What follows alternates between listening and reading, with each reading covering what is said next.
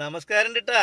കേരളത്തിലെ ക്രൈസ്തവർക്കെതിരെ ആക്രമണങ്ങൾ ശക്തമാകുന്നു എന്നൊക്കെ പറഞ്ഞ് മാധ്യമ റിപ്പോർട്ടുകൾ, അതും കേരളത്തിലെ മാപ്രകളുടെ റിപ്പോർട്ടുകളാണ്. നിങ്ങൾ മനസ്സിലാക്കണം, ഇതിൻ്റെ യഥാർത്ഥ സത്യം ഇവിടെ പുറത്തു കൊണ്ടുവരുന്നില്ല.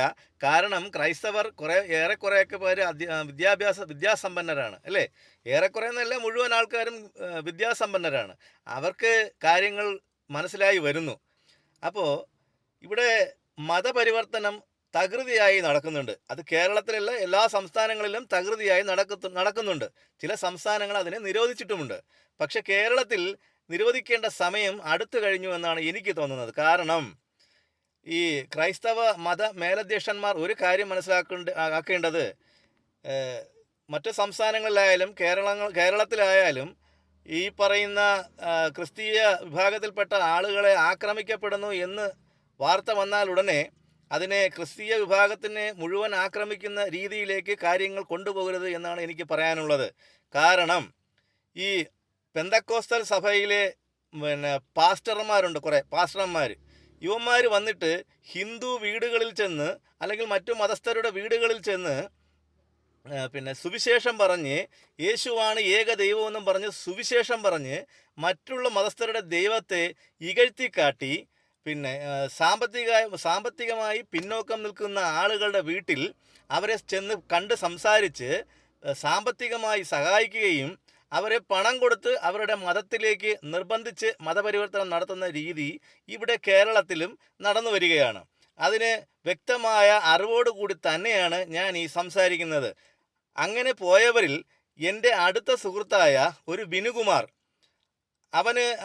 അവൻ്റെ വീട്ടിൽ വളരെ പരിതാപകരമായ അവസ്ഥയായിരുന്നു. അപ്പോൾ അവനെ ഇതേപോലെ കുറേ പാസ്റ്റർമാർ വീട്ടിൽ കയറി ചെന്ന് സുവിശേഷം പറഞ്ഞ് നിർബന്ധിച്ച് പണം കൊടുത്ത് മതം മാറ്റി. ഇപ്പോൾ അവൻ്റെ വീട്ടുകാരും അവനുമായിട്ട് യാതൊരു ബന്ധവുമില്ല. അതുപോലെ തന്നെ എൻ്റെ വേറൊരു സുഹൃത്ത്, ഒരു സന്തോഷ്, അയാൾ ഇതേപോലെ തന്നെയാണ്. ജീവിക്കാൻ വേറെ മാർഗവുമൊന്നും ഇല്ലാതെ ഇങ്ങനെ ഇരിക്കുന്ന അവസരത്തിലാണ് യുവന്മാർ കയറി ചെല്ലുന്നത്. സുവിശേഷം പറഞ്ഞു, അവനെയും മതം മാറ്റി. അതുപോലെ തന്നെ ഒരു ഈഴവ സമുദായത്തിൽപ്പെട്ട ഒരു സ്ത്രീയെ, അവരുടെ വീട് ഇത്തിരി പൊട്ടിപ്പൊളിഞ്ഞ് കിടക്കുന്ന ഒരു വീടായിരുന്നു. അവർ ഹിന്ദുമത വിശ്വാസിയായിരുന്നു. അവരെയും ഇതുപോലെ യുവമാർ ചെന്ന് കണ്ട് സുവിശേഷം പറഞ്ഞു മതം മാറ്റി. അപ്പോൾ എല്ലാത്തരം ആക്രമണങ്ങളെയും നിങ്ങൾ ഒരേപോലെ കണ്ണിൽ കാണരുത്.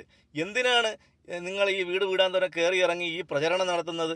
അവരവരുടെ മതത്തിൻ്റെ വിശ്വാസമായി അങ്ങ് ജീവിച്ചാൽ പോരെ? ഒരു ക്രിസ്ത്യാനിയായിട്ട് ജീവിക്കണമെന്ന് തോന്നിയാൽ അവനിവിടെ ജീവിക്കാനുള്ള അവകാശമുണ്ട്, സ്വാതന്ത്ര്യമുണ്ട്.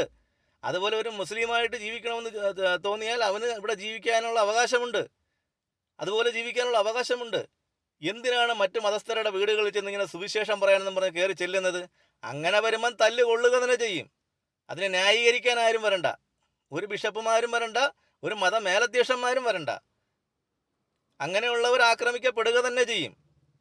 അവനവൻ്റെ വിശ്വാസവുമായി മുന്നോട്ട് പോകുന്നതാണ് എന്തുകൊണ്ടും നല്ലത്. അതായിരിക്കും ബെറ്റർ.